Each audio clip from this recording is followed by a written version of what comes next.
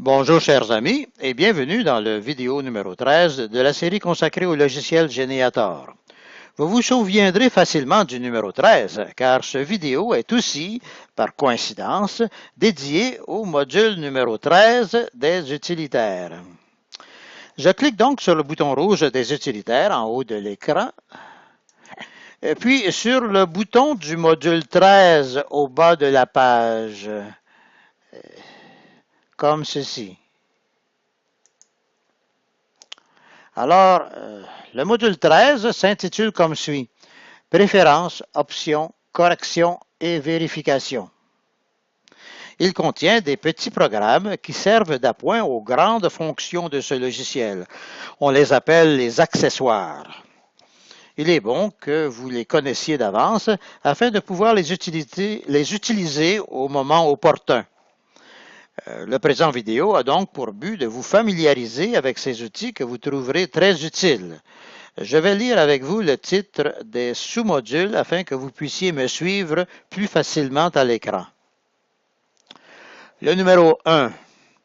Le sous-module 1 permet de rétablir tous les astuces ou autres que vous avez choisi de ne plus voir s'afficher de nouveau. Ce sont tous les messages d'information ou d'avertissement que vous avez rencontrés au cours de votre apprentissage, mais que vous avez décidé de supprimer après en avoir pris connaissance. Mais on a beau avoir bien compris le contenu de ces messages au premier abord, il se peut en effet qu'un doute surgisse plus tard au sujet d'un détail technique expliqué dans l'un de ces messages. En un tel cas, vous pouvez, par un clic, revoir ceux-ci temporairement avant de leur dire définitivement adieu. Le numéro 2. Le sous-module 2 permet, dans tous les fichiers, de mettre en noir toutes les cases DC, qui veut dire décédé, pour les individus qui ont plus de 106 ans ou qui ont passé leur 86e anniversaire de mariage. Quand vous avez plusieurs fichiers contenant des milliers d'individus, avez-vous pensé à la tâche qui vous incomberait si vous deviez régulièrement mettre en noir une par une les cases DC, signifiant décédé, pour tous ceux qui ne sont plus de ce monde? Alors, le sous-module 2 vous permet d'accomplir cette tâche automatiquement pour tous ces individus. Notez que vous pouvez corriger les exceptions manuellement, s'il y en a, et que vous pouvez changer vous-même les limites de vie, c'est-à-dire 106 ans ou le 86e anniversaire de mariage, à mesure que vous verrez augmenter la longévité des êtres humains.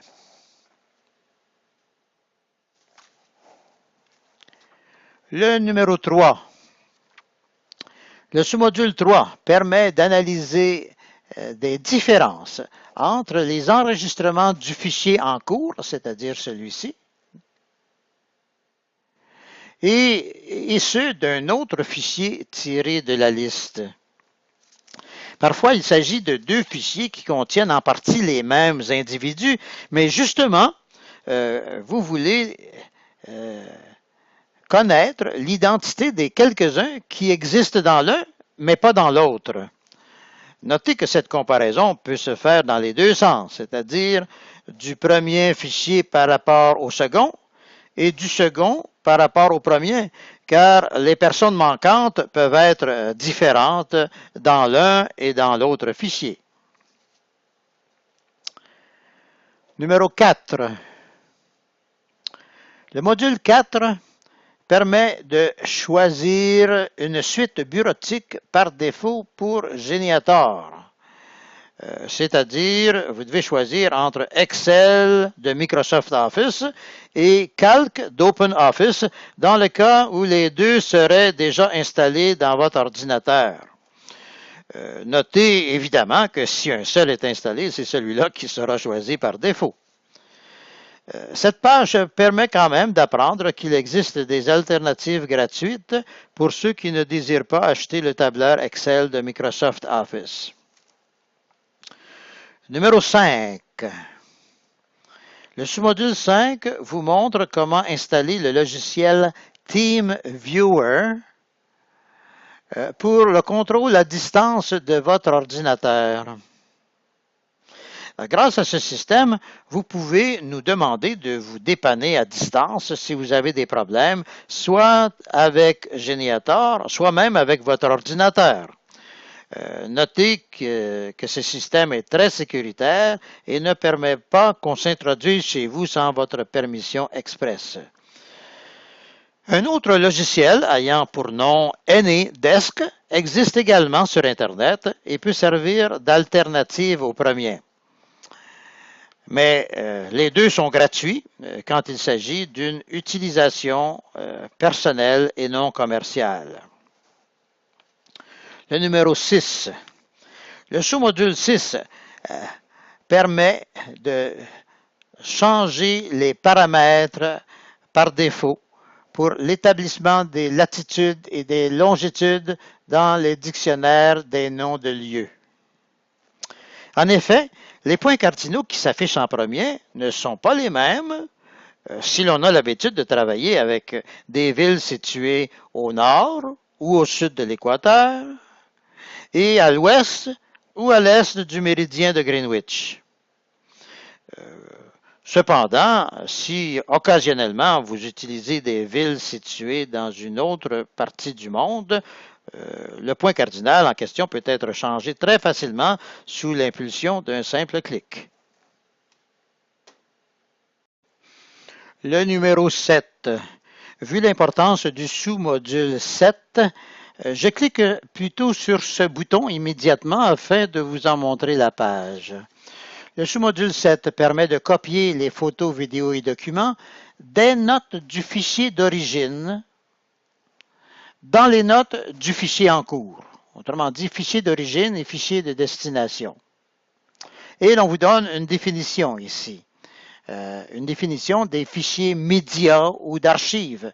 Ce sont ceux qui sont contenus dans les dossiers auxquels on accède par les boutons suivants que je vais plutôt vous montrer comme ceci. Je vais dans l'interface principale et dans les notes. Et voilà, ces boutons sont intitulés Photos, vidéos, audio, documents et liens sur Internet. Alors, à l'avenir, si l'on vous parle des fichiers médias ou d'archives, eh bien, vous saurez de quoi il s'agit. Ce sont les boutons qui se trouvent dans les notes de chaque individu. Alors, je vais maintenant vous faire une petite démonstration puisque je vais me rendre dans l'un des modules. Alors, le module 8, ici. Alors, qu'est-ce que fait ce module? Il extrait d'un gros fichier qui est, appelons-le le fichier d'origine, dans des petits fichiers qu'on va appeler les fichiers de destination. Mais il peut y en avoir plusieurs.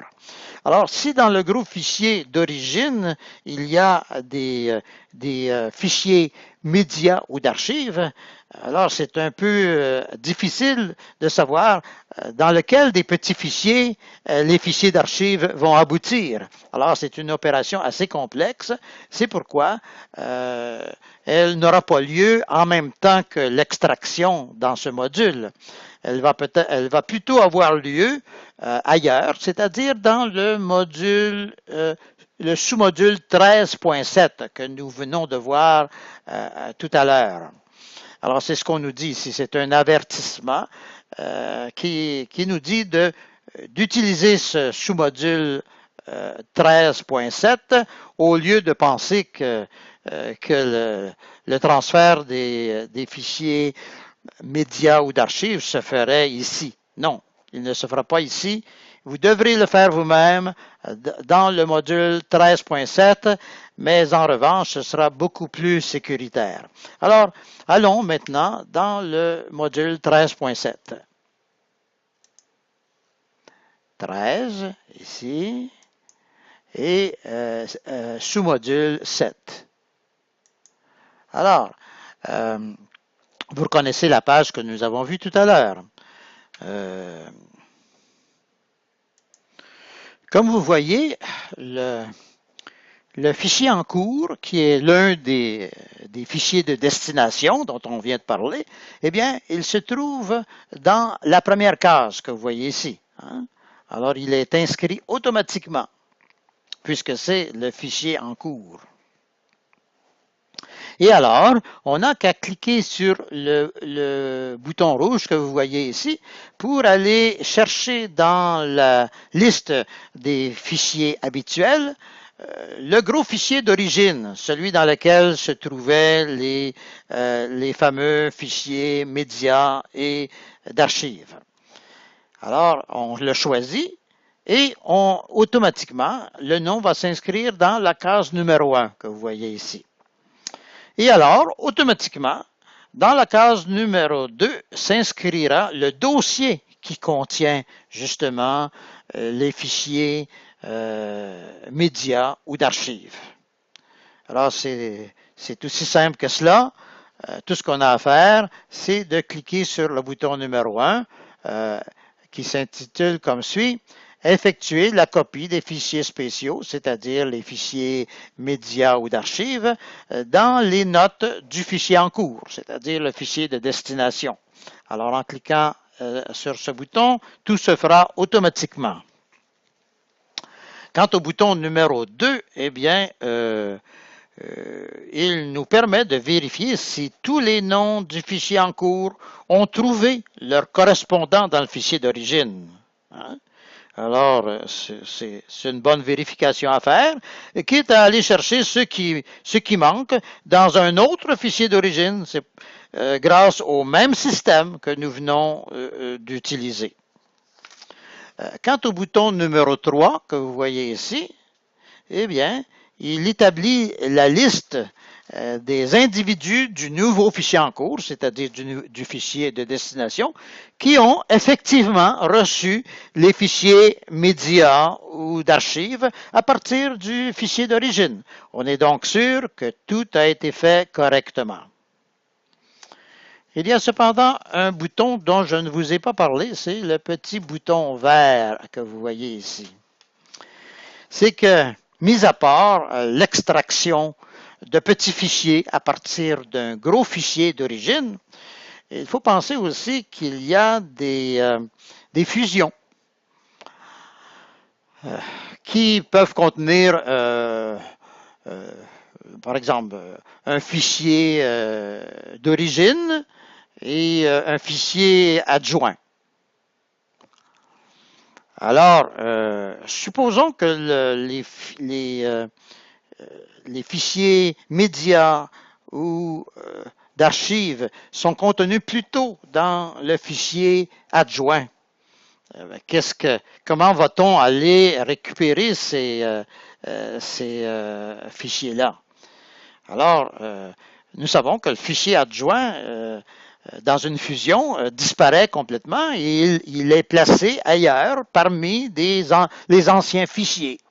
Et ces anciens fichiers, on peut y accéder en cliquant sur le bouton vert ici.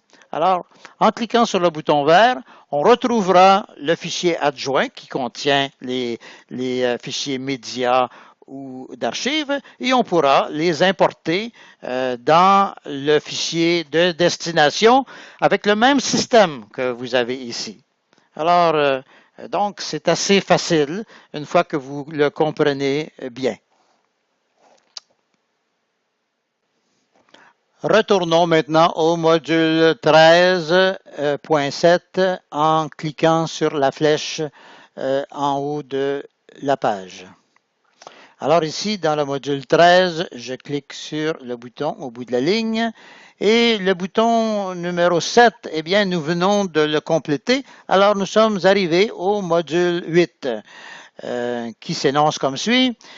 Il permet de mettre les unions en ordre chronologique tout en plaçant à la fin celles qui n'ont pas de date. Pourquoi? On présume en effet que dans la liste des unions de l'interface, les unions avec date sont des mariages et qu'elles ont eu lieu avant les unions sans date, qui sont plutôt des unions de fait. Mais en réalité, ça peut être le contraire. Alors, si c'est le contraire, eh bien, il faut que vous changiez ce qu'il faut manuellement. Et c'est très facile. Alors, si tout fonctionne automatiquement, comme c'est le cas dans cet article, eh bien, la lettre U qui se trouve à gauche du cadre des unions sera accompagnée d'un chiffre. Alors, vous allez avoir U1, U2, U3, U4, selon le nombre d'unions dont il s'agit. Ils seront par ordre chronologique. Alors voilà, cette opération maintenant peut être faite de deux façons. Soit dans tous les fichiers d'un seul coup. Alors, c'est le cas du sous-paragraphe petit a que vous voyez ici, ou elle peut être effectuée dans un seul fichier, c'est-à-dire dans le fichier en cours seulement. C'est le cas du petit paragraphe petit b. Alors, à cette fin, vous cliquez sur le bouton au bout de la ligne, l'un des deux boutons. Maintenant, je m'aperçois soudainement que vous ne voyez peut-être pas en ce moment les sous-modules qui sont au bas de la page.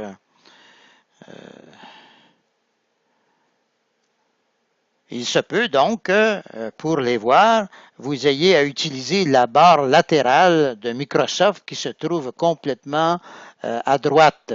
Et elle est parfois assez difficile à manipuler. Pour pallier à ce problème, utilisez plutôt le cadre avec les flèches bleues et rouges que vous voyez ici, dans la marge de droite. La flèche bleue fait remonter les derniers sous-modules en bas de la page afin qu'ils soient visibles dans l'écran, alors que la flèche rouge fait redescendre les premiers sous-modules afin qu'ils soient visibles dans l'écran. Regardez, j'effectue ce mouvement devant vous pour vous montrer comment ces flèches sont efficaces. Alors, pour faire monter le texte, je le fais comme ceci. Pour faire descendre le texte, je clique sur la flèche rouge. Alors, c'est aussi simple que cela. Pour le module 9 que vous voyez ici, et pour le mieux voir, je vais cliquer sur la flèche bleue pour le remonter un peu au centre de la page. Alors, pour le sous-module 9 qui analyse les incohérences ou invraisemblances hypothétiques dans le fichier en cours, je vais cliquer sur le bouton au bout de la ligne et je vois maintenant ce module et je vois que la date de naissance de l'individu est comparée avec 10 cas hypothétiques. Et si je clique sur l'une de ces cases, eh bien, les gens qui se qualifient pour les cas en question vont apparaître sous forme d'une liste au bas de la page. Alors, dans ce cas-ci, bien, il s'agit d'enfants qui sont nés avant la date de mariage de leurs parents. Alors, de nos jours, c'est tout à fait normal. Alors, les dates en question sont tout à fait correctes, mais il faut quand même le vérifier. Alors, quand c'est vérifié, eh bien, on peut cocher la petite case que vous voyez au bout de la ligne. Alors, c'est comme ceci que le module fonctionne. Dans l'autre colonne ici, c'est la même chose, sauf qu'au lieu de la date de naissance de l'individu, eh bien, on compare les événements à d'autres dates. Grâce à cet exercice qui doit être fait de temps à autre pour chaque fichier en cours, on vous assure que beaucoup d'erreurs insoupçonnées seront ainsi découvertes. Dans le sous-module 10, on dit qu'au niveau 6 du dictionnaire des noms de lieux, on peut supprimer les noms qui ne sont pas reliés à une ville au niveau 5. Compte tenu du fait qu'un lieu dit ou un lieu divers au niveau 6 doit exister dans les limites du territoire d'une ville au niveau 5, eh bien, ce sous-module permet de supprimer tous les noms qui ne sont pas reliés à un nom de ville. Eh bien, c'est que des erreurs à ce sujet peuvent avoir été importées par un fichier externe ou JETCOM et ce sous-module permet de corriger la situation.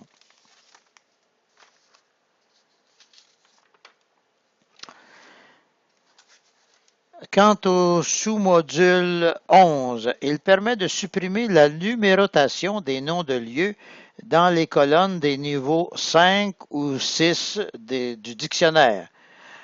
Dès lors, les noms de lieux de ces colonnes seront classés par ordre alphabétique au lieu de lettres par ordre de numéro. Alors, comme vous voyez, ça c'est un choix qui dépend du goût de chacun. Alors, c'est à vous de choisir la méthode que vous préférez. Quant au sous-module 12, il crée une liste imprimable des individus qui ont une date d'union. Ou plutôt, il fait la distinction entre les individus qui ont une date d'union complète et qui sont habituellement mariés, et ceux qui ont une date d'union incomplète et qui sont habituellement en union de fait. Lorsqu'il n'y a que l'année, par exemple, on peut présumer qu'il s'agit d'une union de fait. De plus, il permet de cocher les bonnes cases pour les individus mariés en union de fait, séparés et divorcés. Il s'agit donc, en somme, d'un tableau récapitulatif au sujet des unions. Alors, ce tableau vous permet de corriger beaucoup de détails dans le cas des unions.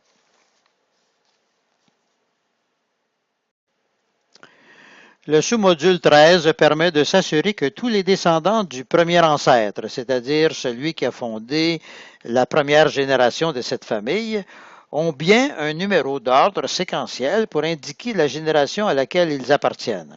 Ce sous-module répare donc les chaînes de génération qui ont pu être brisées à cause d'une mauvaise manipulation. Quant au module 14 que vous voyez ici, vous n'aurez pas besoin de cliquer sur le bouton en question car nous l'avons déjà fait pour vous avant que vous ne téléchargiez le logiciel. Cependant, il est bon que vous connaissiez la nature des opérations qui ont été exécutées par ce sous-module dans le dictionnaire des prénoms. Selon le sexe des personnes qui ont utilisé ces prénoms, le logiciel leur a attribué la lettre M, F ou X afin de déterminer ceux qui apparaîtront dans la superliste du côté gauche de l'interface pour nommer les hommes et ceux qui apparaîtront dans la superliste du côté droit de l'interface pour nommer les femmes.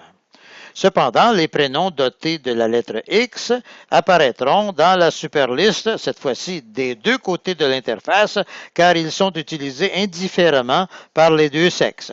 Par exemple, le prénom de Claude. Cette fonctionnalité, vous l'avez sans doute compris, a pour but de raccourcir la liste des prénoms dans la superliste de chaque côté de l'interface, ce qui facilite le choix du prénom. Quant au sous-module 15, eh bien, c'est une suite du sous-module 14, car nous savons que le dictionnaire des prénoms se renouvelle continuellement avec des prénoms qui sont supprimés et d'autres qui sont ajoutés. C'est pourquoi le sous-module 15 vient à la rescousse et vide toutes les cases M, F et X et refait de nouveau le même exercice dont nous avons parlé au module précédent, au sous-module précédent, afin d'assigner les mêmes lettres aux nouveaux prénoms existants. Cette fois, c'est à vous de cliquer sur le bouton du module 15 si vous voyez que la superliste de chaque côté de l'interface commence à contenir des noms habituellement assignés au sexe opposé. Le module 16, que vous voyez ici. Il présente la liste des règles de similitude établies pour comparer les noms légèrement différents, mais susceptibles de devenir des doublons dans les modules 6 et 7. Enfin, nous arrivons au dernier sous-module, le sous-module 17, qui permet d'exécuter en tout temps, au besoin, quand vous voudrez, en d'autres termes, les opérations que le logiciel vous offre de faire pour vous automatiquement à tous les 60 jours. Et ces opérations, si vous voulez savoir, si vous voulez les connaître, consistent tout d'abord à supprimer des dictionnaires les noms et les prénoms inutilisés.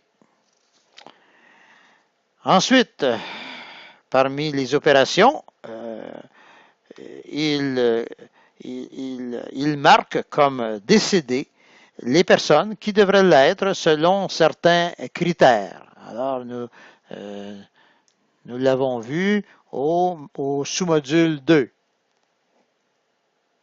Ensuite, il permet de numéroter les générations auxquelles appartiennent les descendants d'un ancêtre. Alors, nous avons vu cela au numéro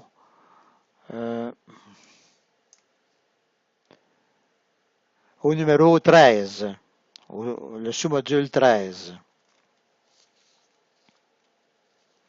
Et enfin, il met à jour l'assignation des lettres M, F et X au prénom du dictionnaire. Alors, nous avons vu cela au sous-module 15. Alors, en d'autres termes, le sous-module 17, il fait automatiquement toutes ces actions qui se trouvent dans les sous-modules 13.2, 13.13 et 13.15, ainsi que les noms et les prénoms inutilisés. Alors, c'est en somme une opération automatique qui peut être déclenchée ici. Alors, les sous-modules que nous venons de voir ont beau s'appeler accessoires, ils n'en demeurent pas moins fort utiles pour le bon fonctionnement du logiciel. Et il est donc important que vous les connaissiez mieux afin de pouvoir vous en servir au besoin. Il ne me reste plus qu'à vous inviter à visionner la vidéo numéro 14 qui portera sur les doublons. Ne manquez pas cette excellente formation. Sur ces mots, je vous dis hasta pronto et à bientôt.